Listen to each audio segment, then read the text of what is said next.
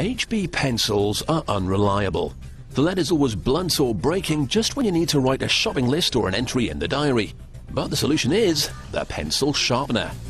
To make one, you'll need a long bar of pre-formed magnesium. It's fed into this industrial cutter, which then slices it into the right-sized blocks. Magnesium is a cheap, light metal ideal for the job. The freshly cut blocks are collected below. They're then loaded into the next machine, which is where the real work of making pencil sharpeners takes place. Anyone who was ever bored in maths or history will certainly recognize the shape that's beginning to emerge.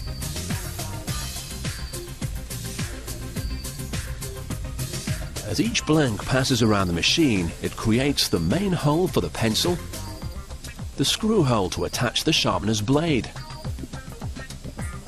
It threads the hole so the screw will hold tight, carves the space where the blade will sit on the sharpener, and files it down to remove any sharp edges that may injure the user. The blocks look like sharpeners, but all the work has made them rather dirty, and they wouldn't go well with a shiny new pencil case. They're loaded into special baskets which will help them survive the next stage of the process, a highly corrosive bath in nitric acid. Too long and the sharpeners will dissolve, but a short bath will shine them up nicely. The blanks are then rinsed and spun to dry them.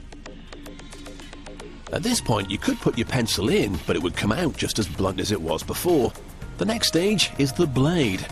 This gets cut from a long roll of sheet steel. An industrial press stamps out blades by the thousand, ready to be attached to the sharpener bodies.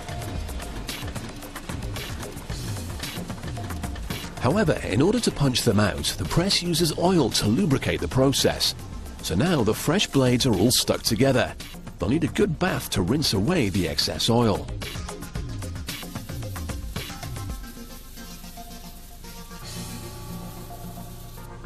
They're now heading for the ovens. Here they will be superheated to 850 degrees Celsius for 3 minutes. When they emerge, they're cooled with another oil bath, and the rapid cooling is what hardens the metal. But yet again the blades are coated with oil, so another bath is necessary. However, this time they're not washed. Instead, the blades are immersed in sand, which absorbs the oil.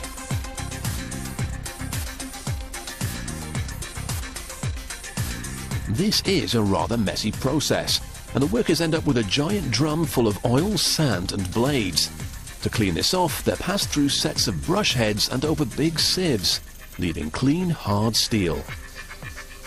After all the bathing and cleaning, they're finally ready to be sharpened. But first, they'll need to be sorted. For pencil sharpeners to work, the blade must be sharp on the correct side. It's far too much hassle for a person to sort each blade by hand, so this machine does it for them. Blades facing the right way can pass through, the others are dumped back into the system to go round again.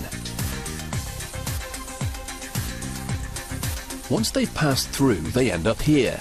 A worker can now collect them and load them into the grinder for sharpening. Each blade now waits patiently for its turn to receive a razor-sharp edge. Each slot on the carousel takes one blade only, and the highlighted side here is ground down so it'll be ready to take on even the most stubborn HB pencil.